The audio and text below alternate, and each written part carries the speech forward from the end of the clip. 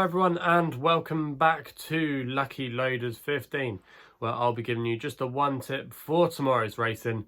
Now before we get stuck into that, quickly just want to recap on how our selections performed today. In the end we put up 4 selections, and unfortunately one of them was actually a non-runner, and that was at the Acorn for Tony Martin over at Fairyhouse. Was actually a bit of money around for him as well. It looked like the gambler was on for him. I advertised him at 12 to 1 last night, and I think when he was pulled out with some firms he was down to 5 to 1. So yeah, a bit of an odd move there, and apparently the reason why he was declared a non-runner was because of the going. But I think that's a little bit of an odd explanation when he won on the same go in the soft ground at the course last year when he landed a gamble over fences. So yeah, a bit of an odd move there.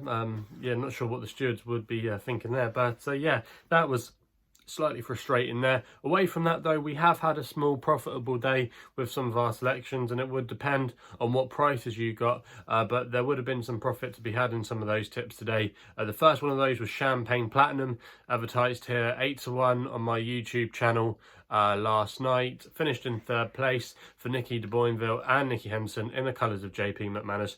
Was making his handicap debut today over hurdles off a mark of 137. He'd always looked like he was going to be a classy horse, you know, and it took him a while to get used to going over fences last season, and arguably he put in his best performance when finishing 7th in the Kim Muir, when he was well fancied for that race. If I remember correctly, he was joint favourite.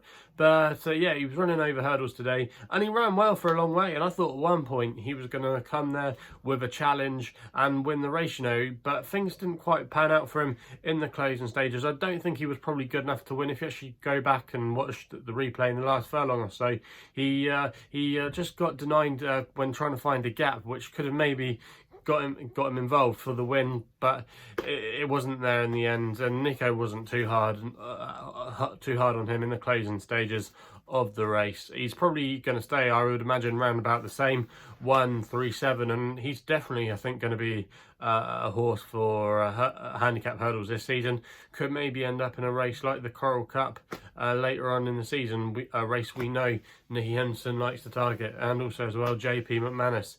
It could be maybe glimmers of Dame de Company from last year. So yeah, that could be a handicap job, or maybe they might want to go earlier in the season. But yeah, Champagne Platinum, a horse to keep on side for future handicaps. The other good tip we put up today was I Right, who finished 2nd for Harriet Graham. In the end, the final SP was at 12 to 1, and there was a little bit of a drift for it. It wasn't quite so strong in the market as it had been earlier in the week, but I Right, you know, yeah, he ran a great race, just tracking Cloth Cap, who eventually won the race from the front. You know, it was a great ride by Tom Scudamore, and to be fair to Cloth Cap, he did deserve to probably land a big handicap. If you actually look at some of his form when it's good ground, he always runs a really good race, and he stays all day, and he's going to be an exciting prospect. Maybe come the spring he'll go for a race, maybe like the Grand National, who knows where he'll be now, or the Scottish National. You know, he's going to be aimed at those kind of races. But back to our selection, I Right, I still think there will be a handicap in him. He'll probably get raised a few pounds, maybe £3 or £4 for coming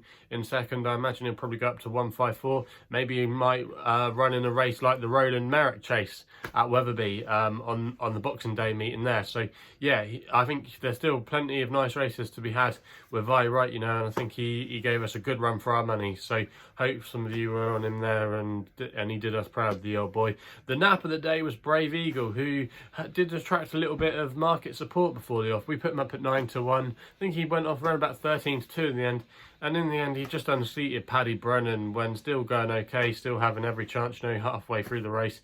Just one of those unfortunate things that sometimes happen now and again in jump racing. That's racing, and poor Paddy Brennan had a horrible day, you know, got unseated on Not So Sleepy in the fight in 5th, and that messy affair, and also as well we had a couple of other unlucky rides earlier during the day. So yeah, poor Paddy Brennan, you know, bit of a horrible trip up north for him today, and the main thing is though he's come away, as far as I know, in one piece, and also as well Brave Eagle was okay. So yeah, a bit of a strange day today, but it was a small profitable day, but hopefully we can find a winner tomorrow. And like I said, it's just going to be the one tip tomorrow which is going to be coming across the Irish Sea over at Fairyhouse. Now, we're going to be going in on obviously what looks like a very competitive handicap here, but I thought I found one that could definitely give us a good run for our money. It's in a 205 tomorrow at Fairyhouse in the Porterstown handicap, and I thought the old favourite Roaring Bull could be the one here to go with.